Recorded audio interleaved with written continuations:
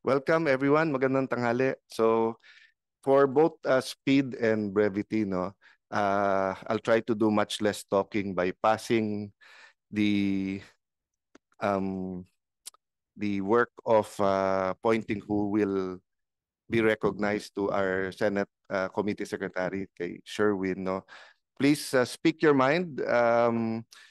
If you feel that your position paper needs to be read, go ahead. If not, we'll read it and just say it in your own words. I think pare-pareho naman tayo objective. And but we do know that may science naman talaga yung sa consumer protection, yung balancing, di ba? Everything including price versus um, the actually quality of goods and everything. No? So the intent is if we can all agree on the specific measure, we use the 3 weeks of our remaining session in January to February to get something passed. So let's have a short discussion, then form a technical working group, then hopefully get every submission till the first week of January, di ba? Then the second week January, we start putting it all together, then hopefully get it on the floor. No? So, Comsec, Sherwin. Yeah, thank you, sir. First, let me acknowledge our guest for today. From the Department of Agriculture, we have Attorney Giuliano Dimitri. We also have the Chief Agriculturist from AMAS DA. We have Miss Lenny Pexon. From the National Economic Development Authority, we have Mr. Reynaldo de los Santos, the Chief Economic Development Specialist, sir. And from the DTI, represented by the Consumer Protection Advocacy Bureau, we have Attorney Cheryl Carbonell, represented by Miss Perpetua Werlina Lim. That's all, Mr. Chair. So before you decide, Sherwin, sinong una magsasalita, I might forget lang, Attorney Giuliano. May I communicate a message to your very active and good secretary?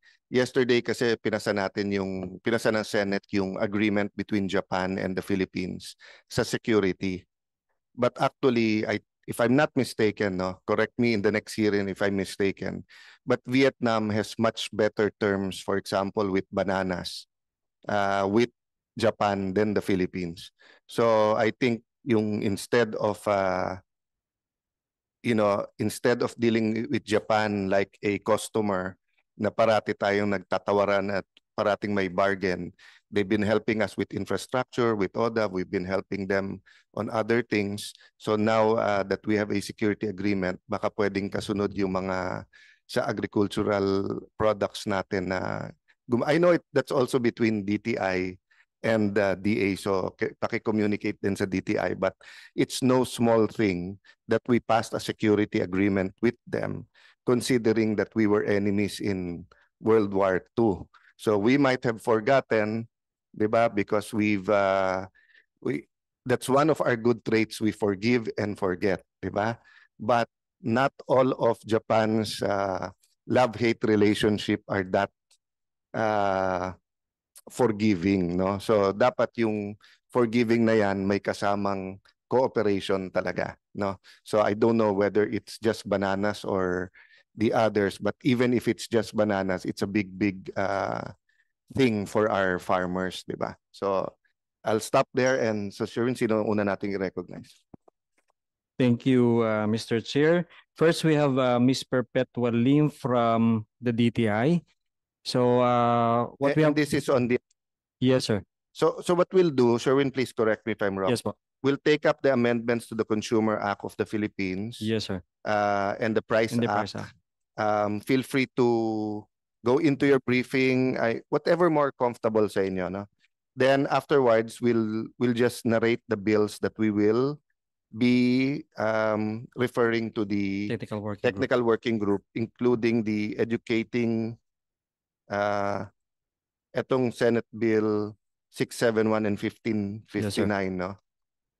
Ayan pala, there's until F, no? But of course, if anyone has any comments before we refer that, Yes, sir. they can. Okay, may we acknowledge guests from DTI, Ma'am Lim? Mr. Chair, we the DTI expresses support to both bills, but we have not submitted our position paper yet. Pero nandun po yung suporta namin because since it in Congress, we have or already have our proposed revision of the Consumer Act of the Philippines as well as the Price Act.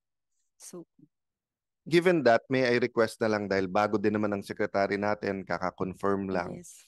And I haven't been chair of this committee that long, so I haven't had the chance to either research or travel very, very in-depth yung latest trends sa consumer protection nga, no? So, just as a 1-minute example, no? So, in the Science and Technology Committee, we found out that in Hong Kong and Singapore, in one building, magkasama na yung bangko, telco, at police to stop scams. And parang from 1 week to 3 days to now just a few hours, they have to stop the transfer of money. Kung hindi, wala na sa bansa yung pera. Diba? So my point is, Sherwin, I heard this pastor said na you want to be where God is because many people go where God was. No? I know it's a play on words, pero ang interpretation ko kasi doon, 'di ba, na just like us, 'di ba? So last week budget ang Senate. So yes, there are things to discuss, pero that was the right time during the BICAM to make the changes. Now it's with the president. So kung may lobbying man, it's what to veto, what to restore, what to 'di ba? So you want to kung nandito ka pa rin naglalabi, samantalang nandun na sa office of the president, maiiwanan ka ulit, di ba? So let's take this Christmas break until the 2nd week of January. Asa din kami sa DTI ng konti kung anong latest sa consumer protection that we can apply in the country. Personally, I'm more in favor also of using apps, di ba? Kasi everyone has a cell phone and everyone's busy. So whether it's nasa whatever place ka, nanakawang ka, that's a usual ngayon ng mga pulis, ng mga barangay tanod. May mandarukot, nahuli, pero pag sinoli mo na yung pitaka or cellphone, they're too busy to complain. So syempre, hindi naman nila makulong, papakawalan na naman, di ba? So I don't know if there's an equivalent with that with consumer protection. May complaint sa isang store, binalik ang pera, so are they penalized or not? 'Di ba? So kaya nangyayari ngayon sa atin ang pinakamagaling na consumer protection, yung mga nagsusumbungan sa TV at radyo, 'di ba? Tapos tatawagan nila, medyo sisigawan, etc. But I don't mind that if it solves the problem completely, 'di ba? Pero kung natakot lang yung may-ari ng store or kung mali yung consumer at na ano lang siya and then there's no real lessons learned, then we go back to how do I put it, a very idealistic but pragmatic consumer law, di ba? So maybe sa technical working group na lang, no? Thank you. Baka you can give us na rin some statistics, di ba, na parang siguro by January you're still wrapping up yung 2024. So let's say 2023, di ba? Ilan complaints, anong divisions, anong pinakamalaking complaint ng mga consumers? Is it usually yung top selling items sa sari-sari store or is it usually electronics, etc. na meron silang mga angal and di ba? Pero ano lang sa inyo, di ba? Ang napupunta lang sa inyo. So for example, kung sa housing, it's with the agencies under them, no? Yes, Mr. Chair. So hindi porke may binili sa inyo napupunta, but yung usual consumer goods sa inyo sa DTI. Yes, Mr. Chair. Kasi mayroon delineation tayo sa Consumer Act. There are 3 implementing agencies, the DTI, Department of Health, Department of Agriculture.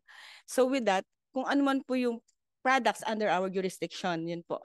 Kami po ang nag-handle nun. But broad po kasi ang application ng Consumer Act and we will take this as a great opportunity for us na ma-push po yung amendment namin, yung mga proposal namin since outdated na po yung ating Consumer Act. It was issued 1993. So maybe it's the right time for us na mag-proceed with the amendment. And or maybe we can revision. have 93. So ano na pala, no? 30 years na rin Yes pala. po, Yeah. 30 years. So maybe we can also do a matrix para isang tingin pa lang. Di ba? Kasi for example, no, may binili kang vitamins And nakalagay naman no therapeutic Yes. claims, di ba? Or where do you complain? Sa FDA ba? Sa ano and everything, di ba? Yes. And or marami ngayon online, di ba? Yes po. So kung nabili mo ay iba pa kasi yung hindi nagwo-work at iba yung fake, di ba?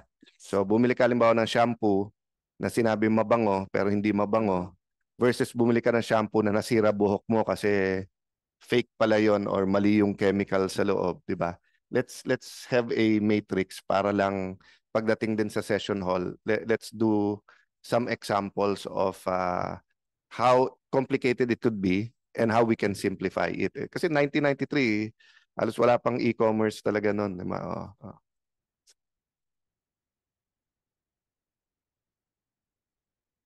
So, since like I've mentioned kanina, di po ba may tatlong agencies, meron pa tayong mga jurisdiction over yung products na specify under the law. Pero yung masyadong broad din po yung, in fact, yung bill, yung ating pong bill ni Senator Amy, that's for unfair practices. We will really support that because that's one of our priority po.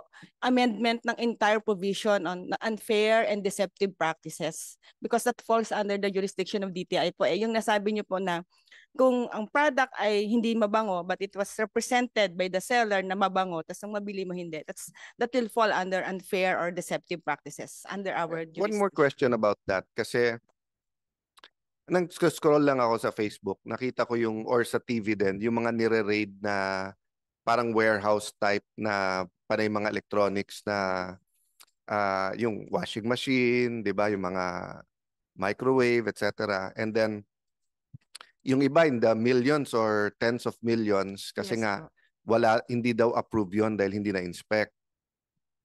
Tapos on my way to, hindi ko na sabihin saan kasi ano, I saw one of the parang 2-3 story na parang ganon. Pero like as an ordinary consumer, hindi ko kasi dahil hindi nga it's not one of those brands that are like Sony or Samsung or one of the newer brands sa TV na kilala, 'di ba? Siyempre nasa back ng mind ko, pareho ba to nung ni-raid na wala kasing permits or eto ba meron? So as of now ba may mga sticker ba or anything yung DTI for example pagka ganon? Meron po kasing categories yung products. So kung yung product po ay magpo-fall under mandatory product certification scheme, isa po doon yung home appliances.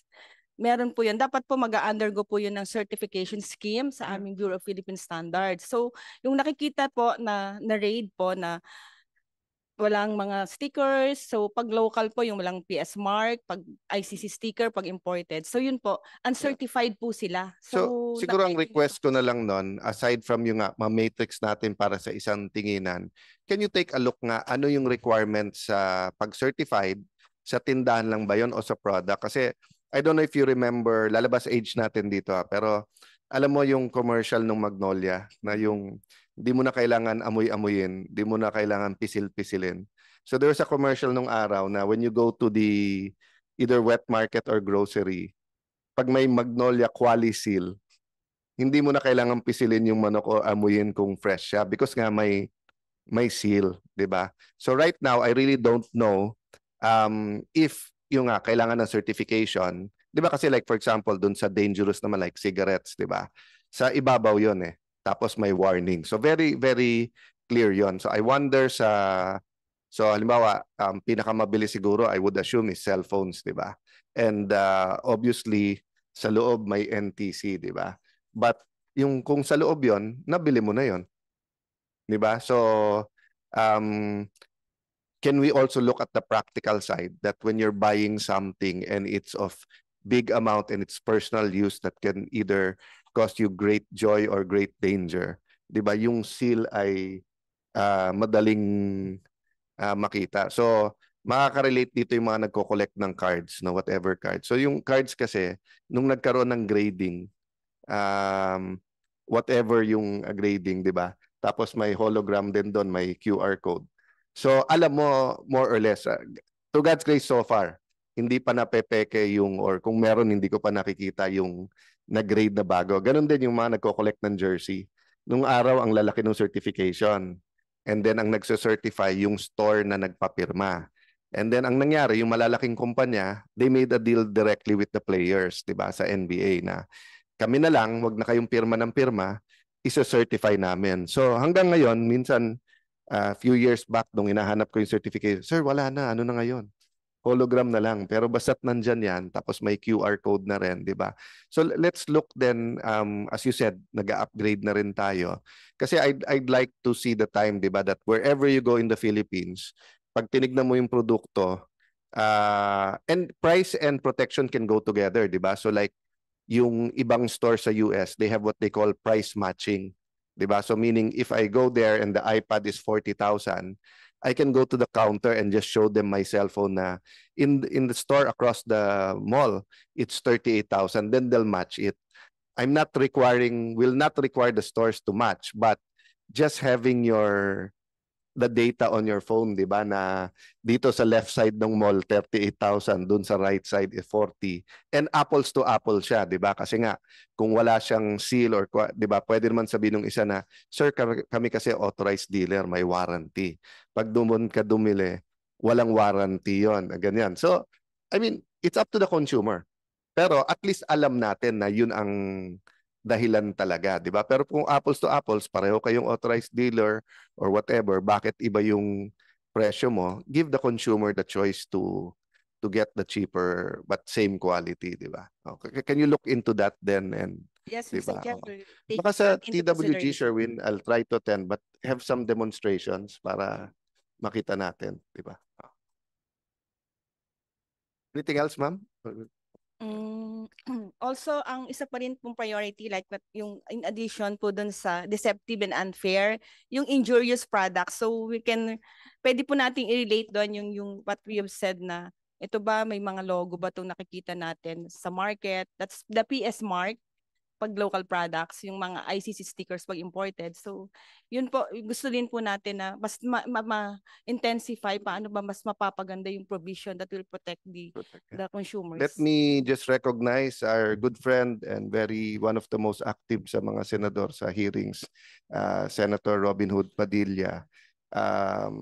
Si ma'am was telling us na 1993 pa yung Consumer Act at wala pang ang e-commerce nun. Kaya yung need na i-update talaga. But mostly because of time, papasa sa technical working group, but we were just giving suggestions, di ba?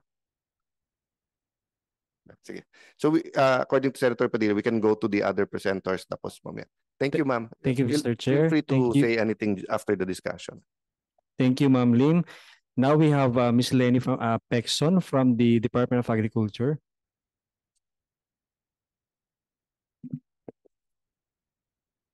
Thank you very much po. Magandang hapon po sa ating lahat. So sa Department of Agriculture po, Mr. Chair and your honors, we also have not yet prepared our position paper, but of course we fully support po the amendments being introduced in the both laws, yung Price Act po and Consumer Act. And we support po yung increasing the penalty provisions, especially for the unfair trade practices, and of course strengthening yung mga provisions natin sa existing po na Price Act.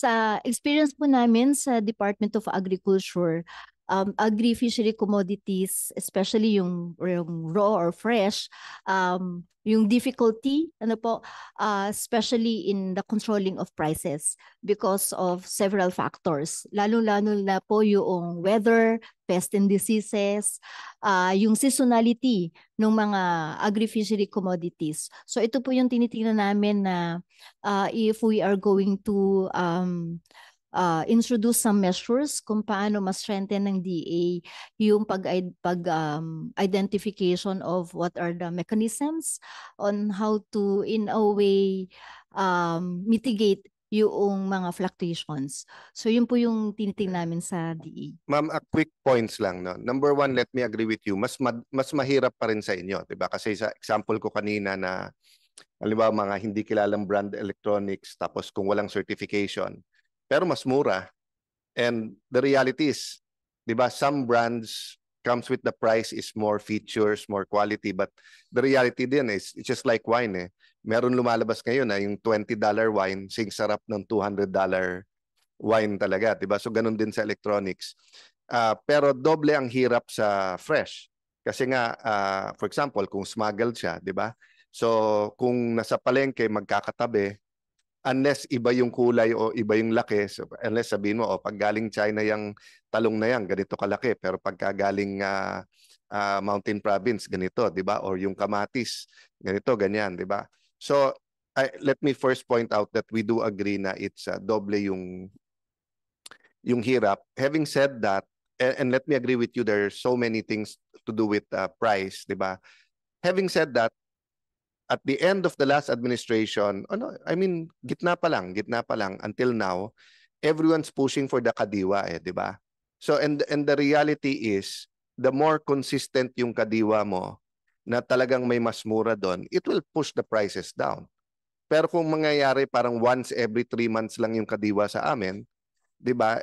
Hindi ka naman pwedeng bumili ng bigas once every 3 months lang. Kaya nga mura ang tingi sa kaya nga uso pa rin ang tingi, 'di ba? Even if yung wholesale ay mas mura because people usually just have enough money for the few days for the week, 'di ba? But let me encourage you sa DA na whether it's fish, pork, gulay, yung mga kadiwa nyo, the prices really change pag direct from the farmer, no? The third thing I wanted to mention lang about that is ako personally, I'm not sure pa dun sa increase ng penalty. Kasi yung science sa criminology is it's the certainty na mahuli rather than yung so ibig sabihin death penalty wala naman nahuhuli, 1 linggong kulong pero nahuhuli lahat, mas takot ang tao doon sa 1 linggong kulong, di ba? So may I just suggest, wala sa batas to, but if you look at the MMDA, di ba? Kasi hindi mo sure, DTI, DA, lahat ng agencies, never nyo sure kung sasamahan kayo ng media. Siguro kung sasabihin nyo, sir, 1 billion to ng goods, o kaya, sir, ilang tonelada tong bigas na sa warehouse, sasamahan kayo. Pero hindi every day, hindi every week, di ba? So ang problema, paano malalaman ng tao na nanghuhuli talaga kayo? Para may takot sila. If you look at yung sa MMDA, for example, di ba? Yung kanilang SOCMED, di ba, na pagka may pumasok sa bus lane, meron ka agad, may 2-in-1, 3-in-1 purpose. One is that safe din sila kasi it's not he said, she said. Di ba? Kasi dati, pagka may makapangyarihan bumaba, hindi, bastos yung enforcer. Eto ngayon, naka-live ka eh. So, kita mo, di ba? Secondly, less excuses eh. Kasi lahat tuloy, pag napanood yon, kinakausap na driver nila.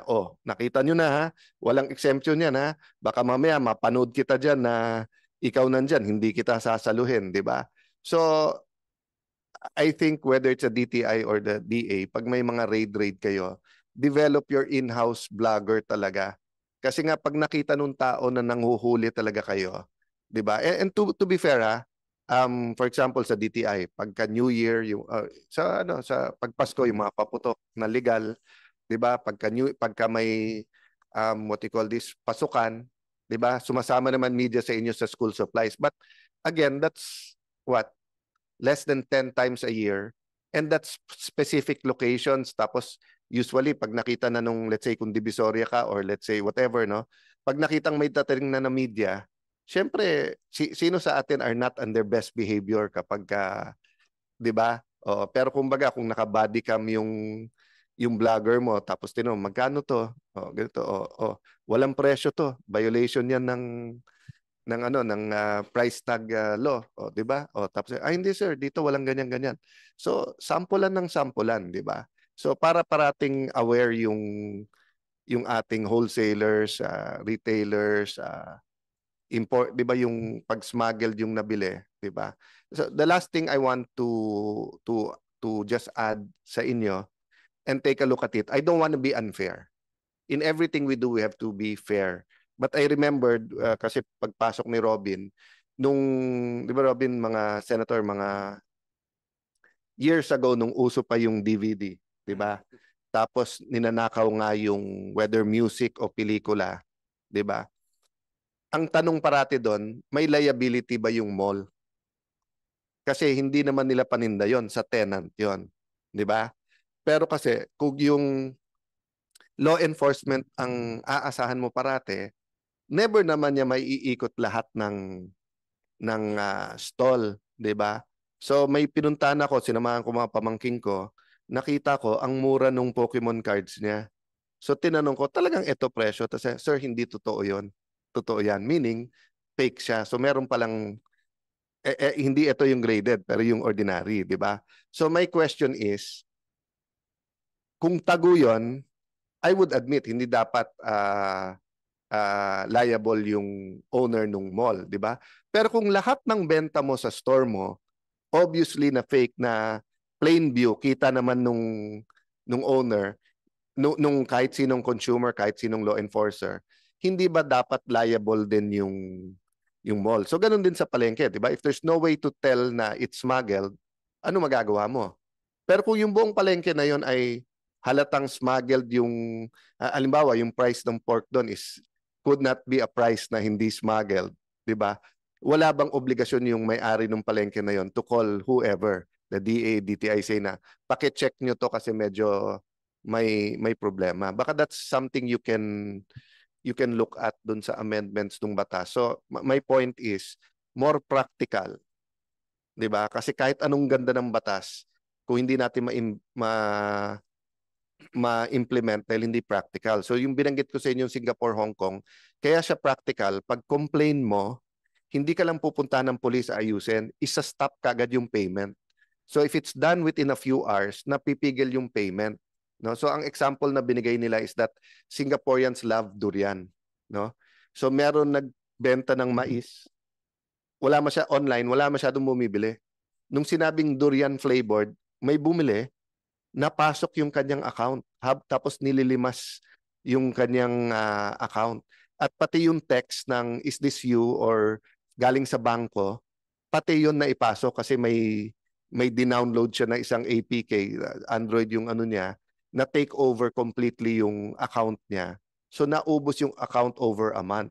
So they learned how to do it. So in Singapore, halimbawa, ang tingin ni Robin, naska-scam ako, pwede kang magsumbong at pupuntahan ako ng polis.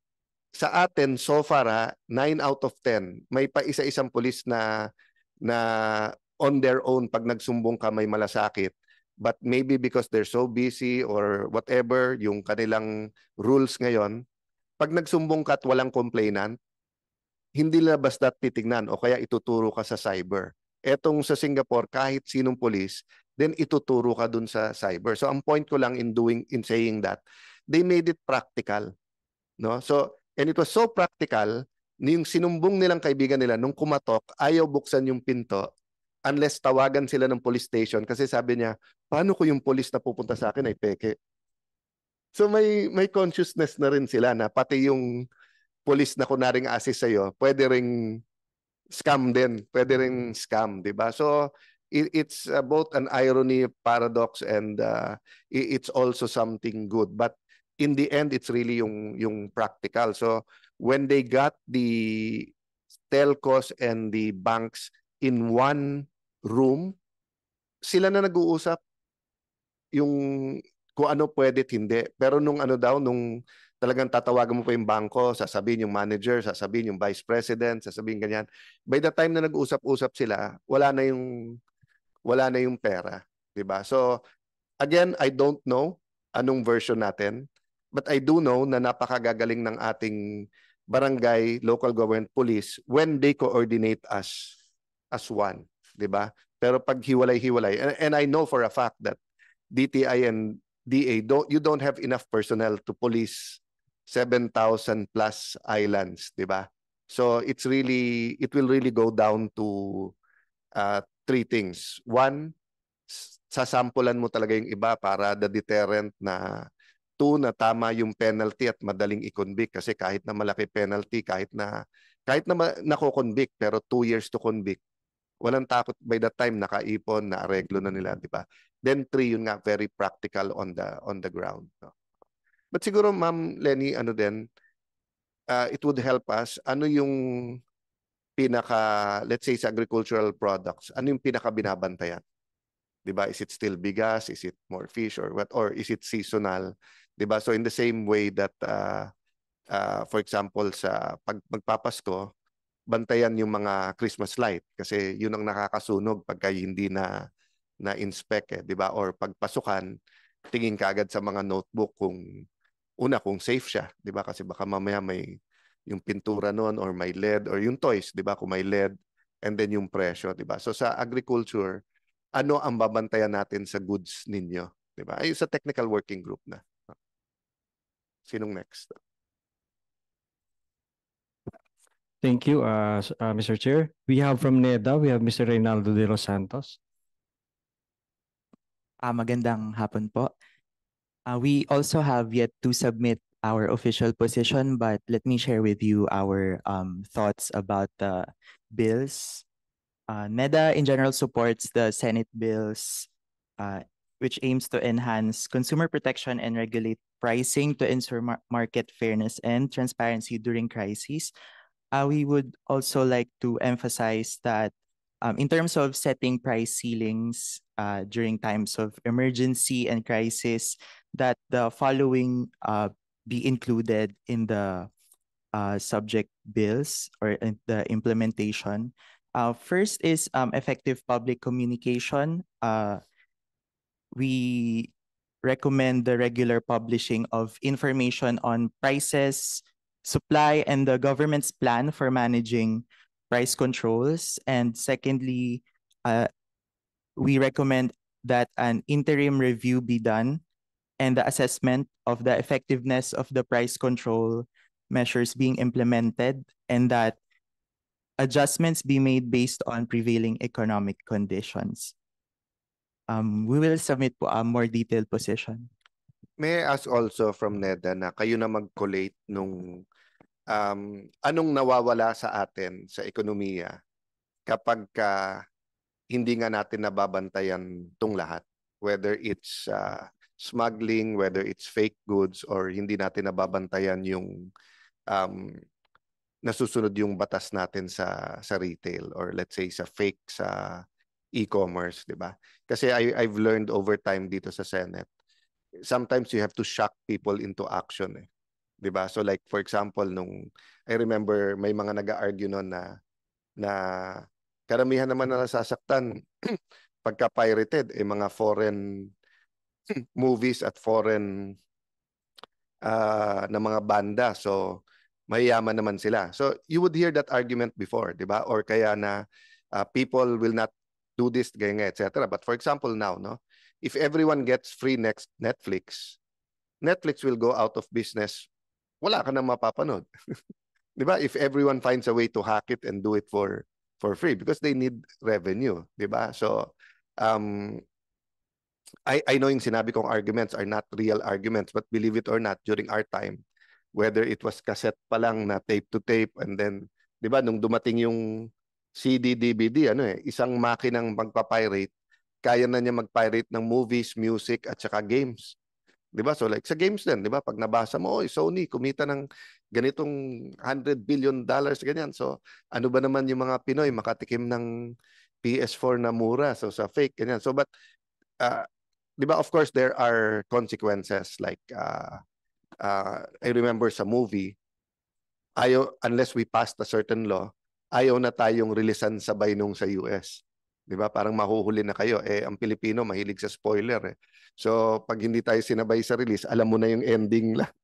No, but there are consequences. But I'm saying lang, Ray, what's your nickname? Ray. Ray means 'di ba? Shining light yan. Sinag, 'di ba? So can you shine some light on the statistics? Kahit na hindi, as long as it's related, kahit hindi directly on point, 'di ba? How much are we losing sa underpricing stuff, sa smuggling it, sa 'di ba? Halimbawa sa tourism, 'di ba? If you go to a country na alam mo totoo yung binebenta, you'll much more likely spend money there. But if you go to a country na, so like when I ask some of my friends na, ang daming vintage watch sa, hindi ko na sabihin yung country. Sabihin na sa akin, kung bibili din ako, Singapore na o Japan, mas mahal ng konti, pero sure ako. Bibili ako dun sa country na sinabi ko or sa lugar kung suki ko kasi alam kong hindi ako lolokohin or kung marunong ako tumingin. Pero kung hindi din lang, hindi ako bibili doon kasi nga yung bansa na yon medyo maluwag sa fake, di ba?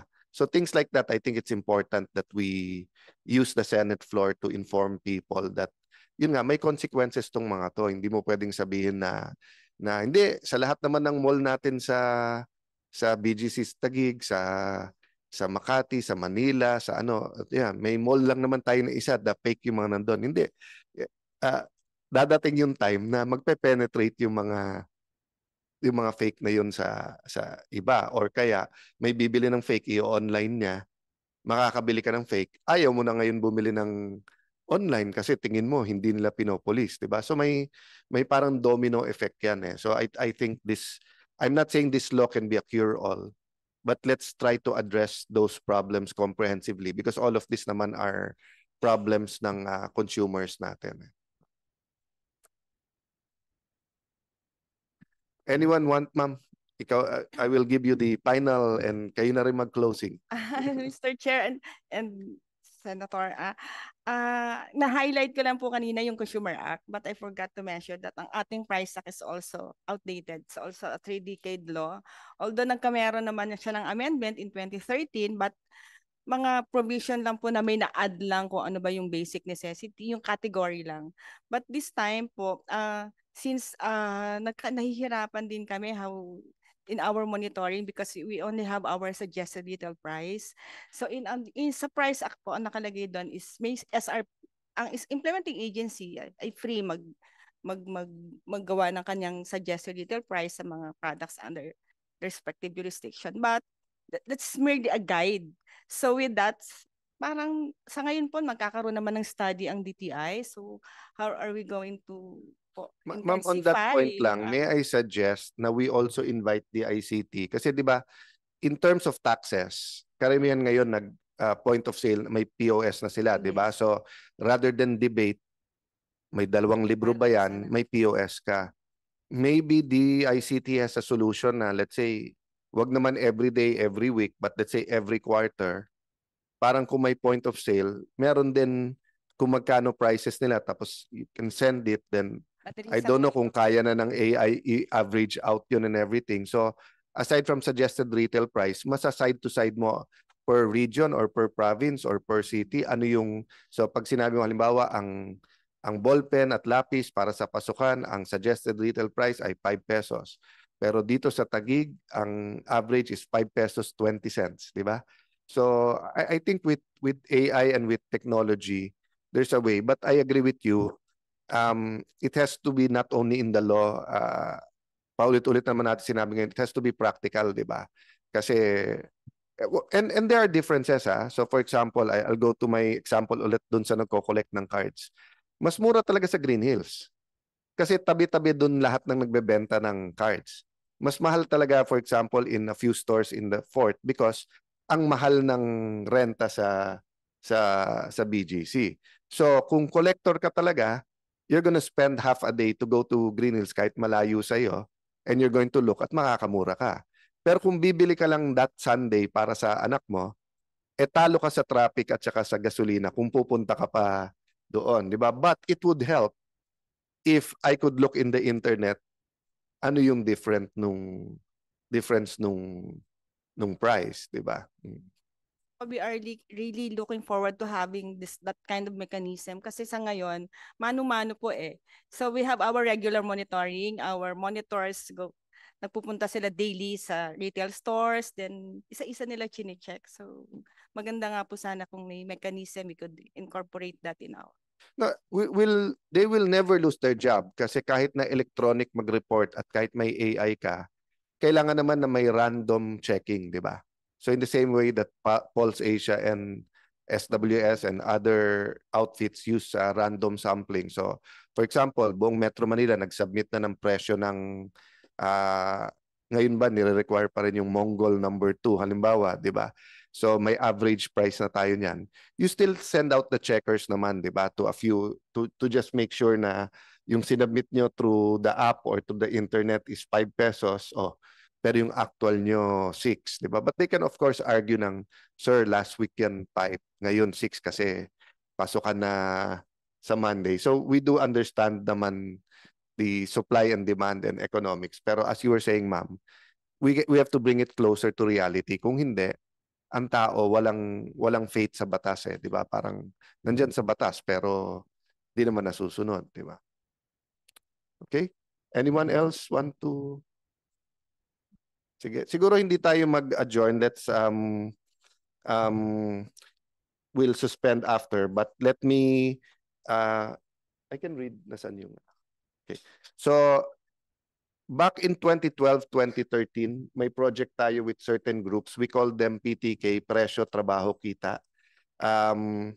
Dahil mas madaling bantayan ang ekonomiya rather than sa presyo ng exchange rate ng dollar peso, whether sa employment rate, sa GNP, GDP. Ang tinitignan talaga ng tao, magkano yung, ano yung presyo, mataas, mababa, may kinikita ka pa ba, di ba? Tapos may trabaho ba o wala. So the Central Market Store vendors from Manila, nandito sila. Hello everyone. And then, ayan. Banggitin ko na lang ng mabilis, no? Mr. Juanito Cruz, Vice President, Central Market Vendors Association, sir. Rainer Revillame, Operations Manager, Miss Arian Imas, and Miss Jonah Aure. And feel free to talk to our COMSEC mamaya and kung ano yung mga concerns nyo rin, no, in the actual implementation. No? So, may I just, if no one objects, we will send under agenda item 2, letter A, all the way to letter F. So, educating the senior citizens and their families on identifying fraudulent activities targeting the aged, supporting rights of delivery riders, radio frequency identification devices, user protection, bisphenol, and polyfluoroalkyl substance, PFAS in childcare articles prohibition, no added sugar on baby food and nutrition labeling sa ating technical working group, no. Tapos sinabi ko naman before the hearing, 3 weeks na lang tayo sa January, February. So whatever we finish and we can sponsor and put on the floor in the first week, we have a very good chance na makapag third reading sa third week. So bear with us na after January 1, mag-double time tayo ng konti. But if you finish the position papers or sa position paper, lagay nyo na rin, feel free to, don't think that we will think it's arrogant of you. We will think it's both audacious and helpful kung makraft nyo na rin yung language ng amendment. So kung tingin nyo dapat may extra section, eto, lagay nyo na sa position paper nyo kasi eventually pagdating ng period of amendments, magtatanong din kami sa inyo at kung hindi man, kung yung ibang senador magtanong, ipapakita rin naman namin sa inyo kung acceptable yung amendment na yun o hindi. So might as well na kayo na rin, di ba? Tapos COMSEC, Sherwin, pakiusap ko na lang, no? Anything that technology can help, whether it's DICT or DOST, sama na natin sila sa technical working group, no? Okay? Yeah. So we will we'll recognize muna Senator Padilla. Magandang meron lang po ako kasi medyo masakit lang yung lalamunan ko. Magandang oh. Masyado pong masayahan kahapon na third reading yung aming isang panukala. Opo. Magandang tanghali po sa inyo. Napakaganda po nung inyong talakayan. Katulad nga po ng sinabi ni Senator Alan Compañero. Talagang boss, talagang alam nyo, importante pong mabantayan natin yung mga presyo. Kawawa naman din yung mga kababayan natin, lalo na po sa inyo. Ang ganda nung tanong sa inyo, Sir Ray, Sir sinag. Opo, mabigyan nyo kami nung kung magkano ba talaga nawawala sa atin kasi napakahalaga po nun. Sa mga illegal na mga ginagawa sa atin. Napakaganda po nun nung hinihingi sa inyo, Senator Alan. Bigyan mo na lang ako nun, Senator. Nung ano po. So, yun muna po, I move na suspend muna po natin to. As an example, Senator Robin, hindi ko na na-update ngayon, but when I was Secretary of Foreign Affairs, parang 1/3 lang yung official na nare-record na pumapasok sa ating bansa na goods na no, sorry, 2/3. So let's say if it's kung lumabas sa China is 200 billion worth of goods, ang lumalabas sa records natin, ang pumasok is let's say 100, 120, 130. So may 70 billion na hindi natatax. Pero sa records nila lumabas. Pero dito sa atin hindi pumasok. So may mga ganun Pumasok pero talaga. hindi na-record. Oh, so ibig sabihin yung for whatever reason, 'di ba, na it's either smuggled o kaya misdeclared or kaya for whatever reason, but ang point ko, 'di ba, Sir Ray, looking at this, it will give us the impetus to move more, 'di ba? So I don't know in the totality magkano nawala sa movie industry dahil sa pirated, 'di ba? Lalo sa DVD nung araw kasi talagang dumating sa point na napakamura, 'di ba? Tapos pagkagamit mo, pwede mong ipahiram. But there's a calculation there, 'di ba? So, and one thing I do know is that every time na may fake o palpak sa e-commerce, let's say shampoo na nakakasira ng buhok or cream na nagka-rashes yung tao, nagva-viral yun. And apektado ka na kung bibili ka ng online, 'di ba? Ganun din, 'di ba? If I buy from a certain mall, Philippine products, and for one reason may epekto, nandiyan na naman yung mag-imported ka na kasi alam mo naman pagka sa, 'di ba?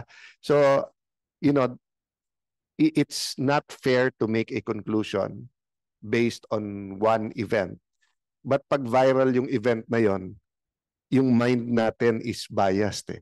Kasi nga nakita mo pag may nakita kang cellphone na lumiyab,